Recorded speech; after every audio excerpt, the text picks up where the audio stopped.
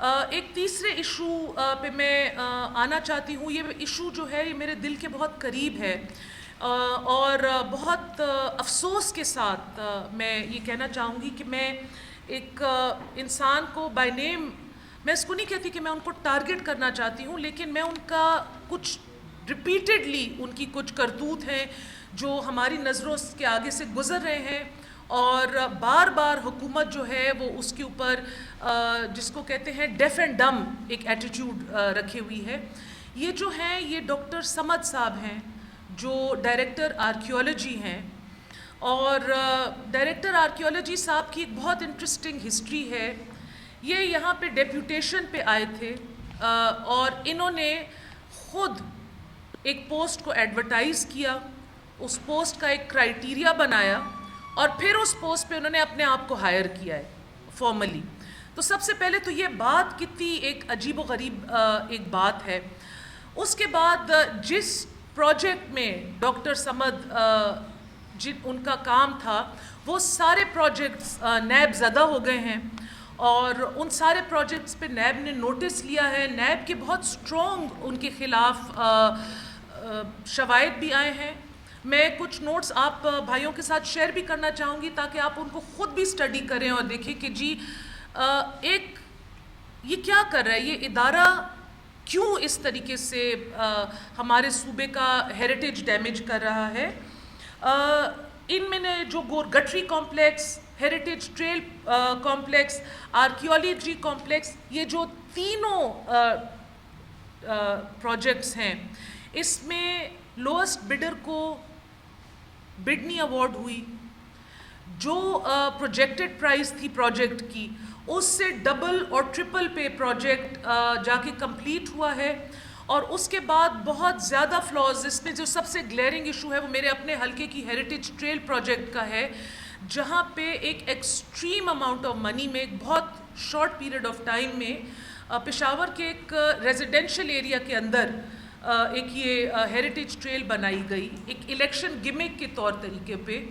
پھر اس میں سیاسی وہ دیکھ کے جن لوگوں کا تعلق رولنگ پارٹی سے نہیں تھا, ان لوگوں کی جو دکانیں تھیں ان کے فساد بھی نہیں ٹھیک کیے گئے.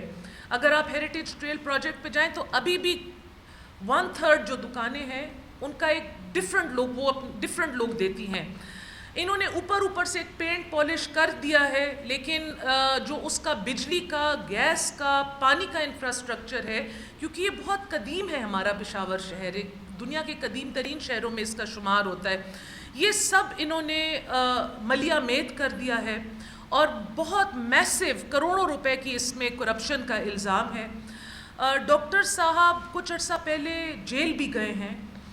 وہ ان پہ اس وقت 2 الزام تھے. ایک تو انہوں نے کلاس 4 کی کچھ 100 سے اوپر کی غلط بھرتیاں کی تھی, اور جو گندھارا آرٹیفیکٹس تھے ان پہ اسمگلنگ کا ایک بہت بڑا الزام ہے. اس کو دا نیوز اخبار نے بھی کور کیا ہے, اس پہ کافی ڈیٹیلز انہوں نے کی ہیں. اور آج اس پلیٹ فارم کی طرف سے میں ایک لیٹر آپ سب کو دکھانا چاہتی ہوں جو عوامی نیشنل پارٹی کی طرف سے ہم یونیسکو کو بھیج رہے ہیں.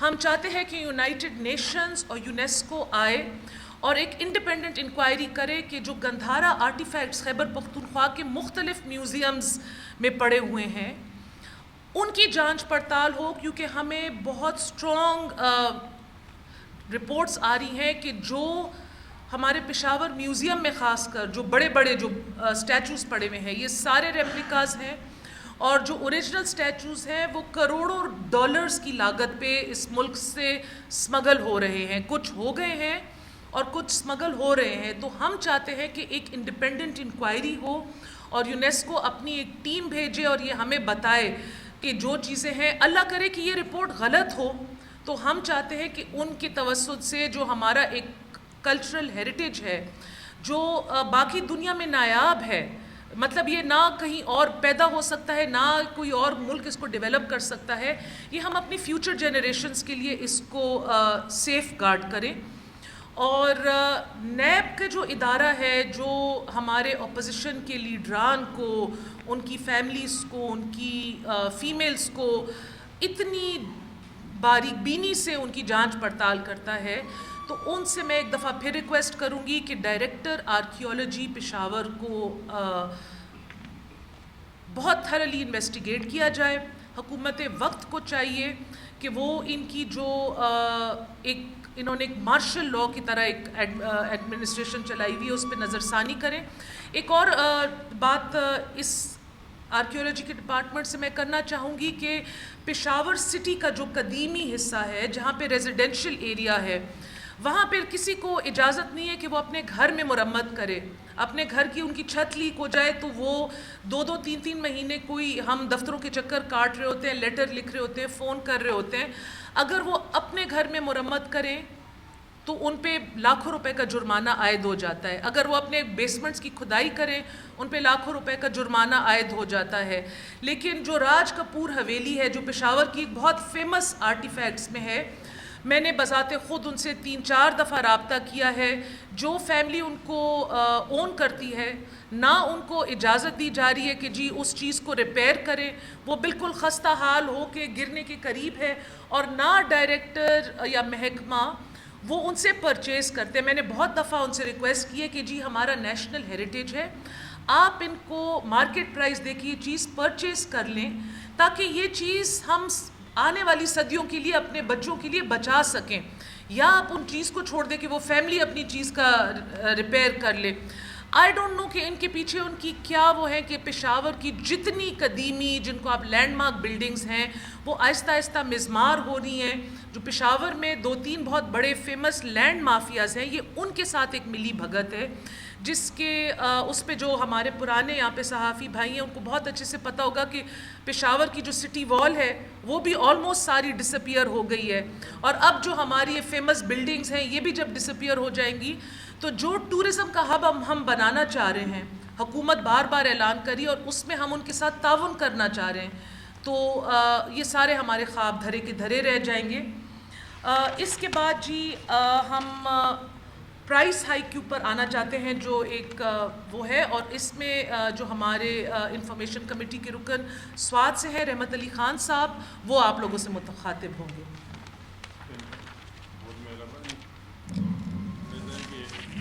ہو رہی ہے تو آج کل آپ سب کو پتہ ہے ہم سے زیادہ کہ جو مشکلات خیبر پختونخوا اور پاکستان میں ہے پرائس کے لحاظ سے وہ بہت تیزی سے بڑھ رہے ہیں.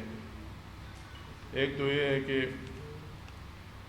ہول سیل جتنی بھی چیزیں ہیں وہ بک رہی ہے, تو جون میں ان کی 1.9% تھی اور اب جولائی میں 3.2% ہو گئی. تو آپ اس سے اندازہ لگا لیں کہ یہ مہنگائی کتنی آئی ہوئی ہے یہاں پر.